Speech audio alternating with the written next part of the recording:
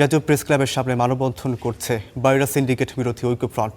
Malaysia শ্রমবাজারে mafia সিন্ডিকেটের চক্রের অন্যতম হোতা লেফটেন্যান্ট জেনারেল মাসুদ উদ্দিন চৌধুরী বিচার সহ কয়েকটি দাবি জানাচ্ছে তারা। আরও জানাতে যোগ দিচ্ছেন সহকর্মী আখতারুজ্জামান। আমরা আক্তারের সাথে যুক্ত হতে চাই। আক্তার, ঠিক কী কারণে সেখানে মানববন্ধন করা হচ্ছে সেই সাথে জানাবেন, যারা মানববন্ধন করছেন তারা কি কি দাবি উত্থাপন করেছেন? সংগঠন বাইরার যারা নেতৃবৃন্দ রয়েছেন তারা মূলত 3 দফা দাবিতে প্রেস ক্লাবের সামনে তারা এখানে মানববন্ধন করছেন এবং মানববন্ধনে তাদের যে দাবি সেই দাবির মুখে কিন্তু তারা এখানে বক্তব্য রাখছেন। আমি একটু দেখাতে চাই, তারা মূলত মালয়েশিয়ার যে শ্রমবাজার রয়েছে সেই শ্রমবাজারের যে সিন্ডিকেট, সেই সিন্ডিকেটের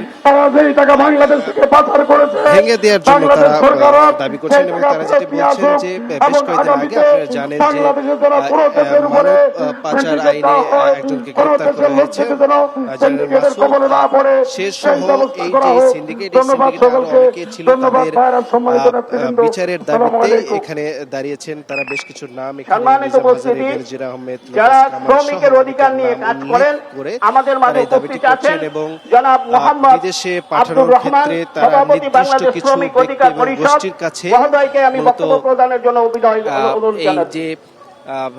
বিদেশি লোক পাঠানোর বিষয় যেটি রয়েছে সেখানে আসলে নির্দিষ্ট লোকের বাহিরে এবং তাদের যে সিন্ডিকেটের লোকের বাইরে কিন্তু অন্য যারা রিক্রুট এজেন্সি রয়েছেন তারা কিন্তু সেভাবে কাজ করতে পারেনি কিংবা তারা লোক পাঠাতে পারেনি। নানা ধরনের অনেকের লাইসেন্স ছিল, সেই লাইসেন্স গুলো কিন্তু ক্ষেত্র বিশেষে লাইসেন্স বাতিল করা হয়েছে। অনেকের লাইসেন্স থাকে, তাদের লাইসেন্স ব্যবহার করে অন্যরা কাজ করেছে, সেই অভিযোগগুলোই কিন্তু তারা বারবার করছিলেন। এবং এর সঙ্গে যিনি গ্রেপ্তার হয়েছেন তার পাশাপাশি আরো যারা রয়েছেন তাদের অতি দ্রুত সময়ের মধ্যে যেন গ্রেপ্তার করা হয়, সেই দাবিতেই মূলত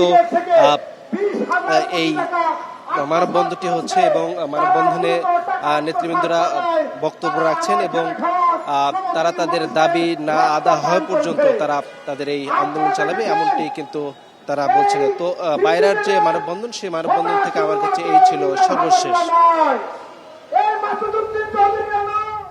আখতারুজ্জামান, আপনাকে অসংখ্য ধন্যবাদ।